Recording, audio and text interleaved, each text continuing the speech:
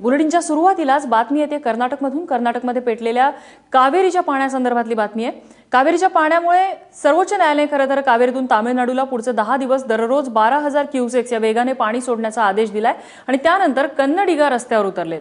आज दिवसभर बेंगलोर मैसूरसह इतर शहरांमध्ये तोडफोड आणि जाळपोळीचं सत्र सुरू आहे। यात जवळपास 56 वाहनांची जाळपोळ करण्यात आली आहे। या आंदोलनामुळे 250 कोटींचं नुकसान झाल्याचं सांगितलं जात आहे। तामिळनाडूच्या अनेकांना बेदम मारहाण देखील करण्यात आली। या आंदोलकांचा संताप बघून लोकांनी बाजार आणि रोजचे व्यवहार सकाळपासूनच बंद केलेले आहेत। त्यामुळे एरवी गजबजलेल्या रस्त्यावरही शुकशुकाट पाहायला मिळतोय।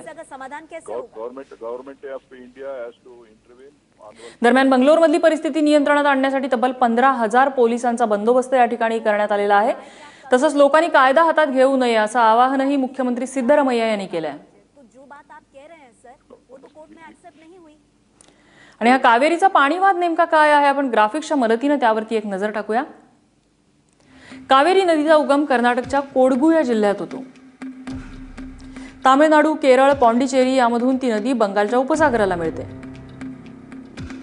1892 आणि 1924 मध्ये मैसूर आणि मद्रास प्रांतातल्या पाणी वाटपामध्ये करार झाला होता आणि हा करार वादात होता। 1990 साली सर्वोच्च न्यायालयाने पाणी वाटप वाद कावेरी ट्रिब्युनलकडे सोपवला।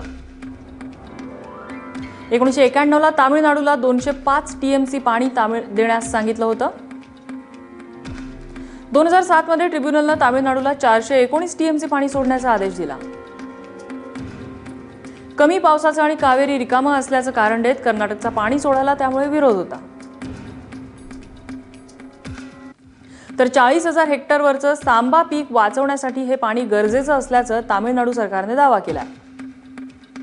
5 सप्टेंबरला सर्वोच्च न्यायालयाने 10 दिवस दररोज 12,000 क्युसेक्स वेगानं पाणी सोडण्याचे आदेश दिलेले आहेत। आणि त्यानंतर आता कर्नाटकमध्ये हा वाद चिघळलेला आहे। 9 सप्टेंबरला सिद्धरामय्या यांनी मोदींना या संदर्भात पत्रही लिहिलेलं होतं। पाणी तामिळनाडूला दिलं तर कर्नाटकचे हाल होतील असं त्यांनी या पत्रात नमूद केलेलं होतं।